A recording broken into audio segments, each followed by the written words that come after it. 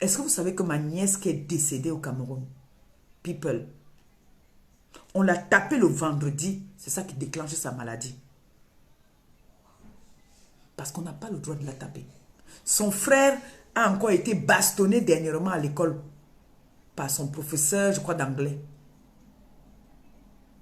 qui a tapé sur l'enfant. L'enfant est rentré aussi, il a fait 2 jours de maladie, perfusion. Sa mère est partie là-bas se déshabiller. Donc quand je parle là, je veux aussi sensibiliser. On ne tape plus les enfants en nos jours. Vous allez partir taper sur l'enfant de quelqu'un, vous portez votre malchance. Parce que là, on avait demandé à mon frère de porter plainte. Parce qu'ils ont demandé pardon jusqu'à... Mon frère a dit que ça ne va pas ramener son enfant. Vous allez taper l'enfant sans savoir. Moi, par exemple, quand je pleure, je suis malade. Ce qui fait que mon gars a déjà compris, il connaît déjà comment je suis. Il sait que quand je suis très énervé, là, ce n'est pas bon. Avant, quand il était énervé, il reste là, on se chamaille. Maintenant, non. Quand on commence là, il parle lui. Ça fait que la colère baisse. La paix revient. On ne tape plus sur les enfants en nos jours. C'est la chicotte qui a tué ma nièce. Oui, elle était malade. Mais ça a déclenché sa mort.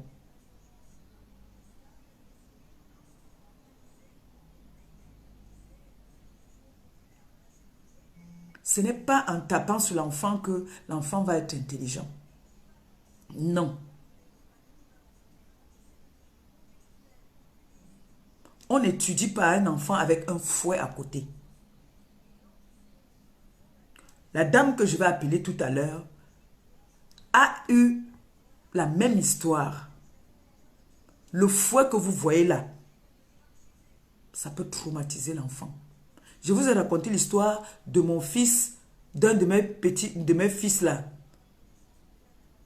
qui a été habitué à la bastonnade. Il savait déjà que quand il faisait une bêtise, lui-même il partait chercher la ceinture, il donnait à sa mère que tiens, il baisse le pantalon, que il monte les fesses qu'on le tape. Il n'avait même pas, il avait quoi, 5 ans. Vous voyez que l'enfant à 5 ans s'est déjà habitué au fouet. Et ce n'est pas bon. Tu as beau être intelligente, mais un moment, quand on te traumatise déjà avec le fouet, ça te rend zinzin. Ça te rend zinzin, ça te rend bête. Tu vas voir l'enfant intelligent, du jour au lendemain, l'enfant devient abruti. Ce n'est pas que ses parents n'ont pas pu payer les études, c'est parce qu'il y a eu un problème qui a tout fermé dans sa tête. Moi, j'ai eu ça. Tu t'imagines que tu as comme ça, et puis à la maison, déjà, tu n'as pas la paix. Tu sors même encore pour aller à l'école, mais à l'école, tu n'as pas la paix. Le professeur t'envoie au tableau d'aller écrire. Tu rates. Celui qui a et les professeurs, les maîtres au Cameroun, en Afrique, ont les fouets. Est-ce qu'ils ont le droit de taper sur les enfants des gens? On doit bannir ça. On peut punir l'enfant, mettre l'enfant au coin comme ici, mettre l'enfant à genoux, oui. Et mettre même l'enfant à genoux même, ne pas mettre, ils mettent souvent les enfants à genoux sur le gravier, sur le soleil. Tu vois, l'enfant commence à saigner du nez. Et les enfants qui ont des problèmes, la chaleur, l'enfant commence à saigner du nez. On va te dire que, oh, l'enfant est têtu. Non.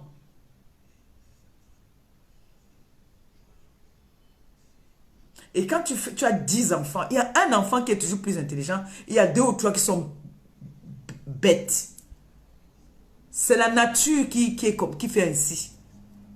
Il y a des personnes ici sur la toile qui m'insultent matin, midi, soir. Ils étaient à l'école. Malgré qu'ils étaient à l'école, ils parlent toujours le français, je l'ai dit.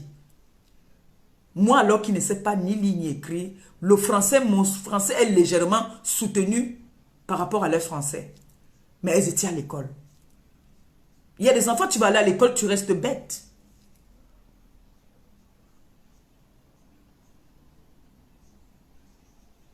Moi, ma belle-sœur, la femme de mon petit frère,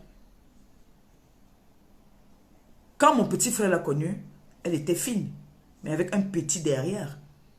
Avec les accouchements, Avec les fausses couches, elle a pris du poids. Elle a, les fesses sont bien ressorties, bombées. Et elle s'assume telle qu'elle est.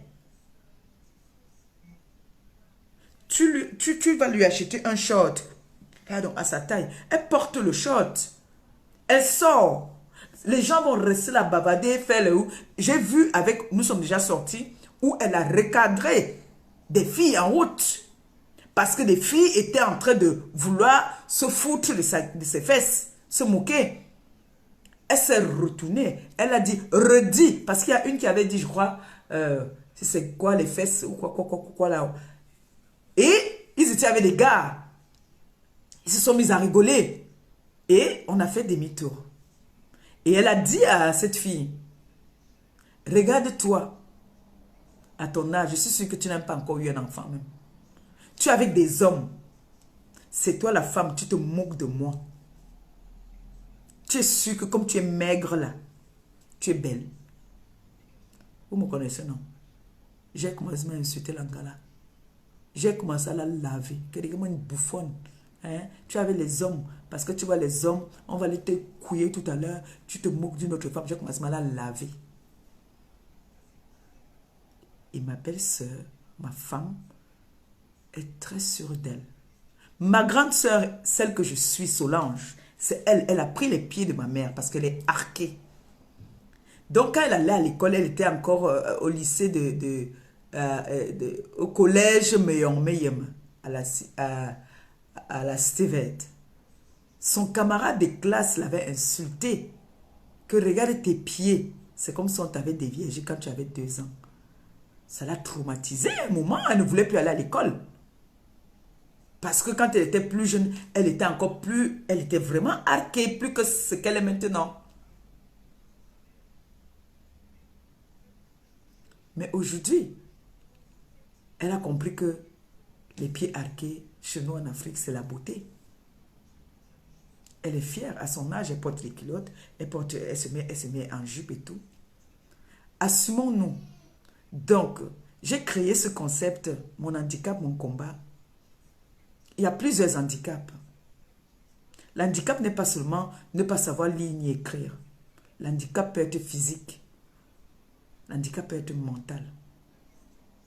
C'est pour ça que j'ai décidé que tous les vendredis, des personnes pourront m'appeler pour qu'on débatte ensemble.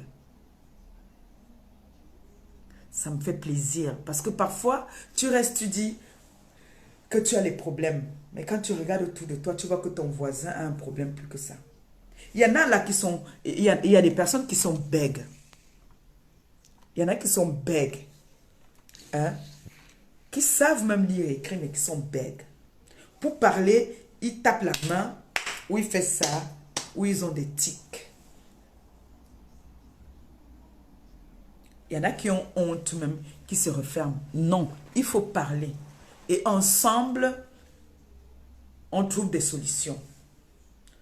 Même si on ne peut pas résoudre ton problème, le fait de parler, comme moi quand je partais chez le psychologue, quand je pleurais, elle disait, le jour que c'est la femme ou c'est l'homme, on me dit ça fait du bien de pleurer, il faut pleurer. Pleure, ça va te faire du bien. Mais vous savez que nous, les Africains, quand on te dit de pleurer, moi quand je pleure, je suis malade après. Est-ce que pleurer c'est la solution?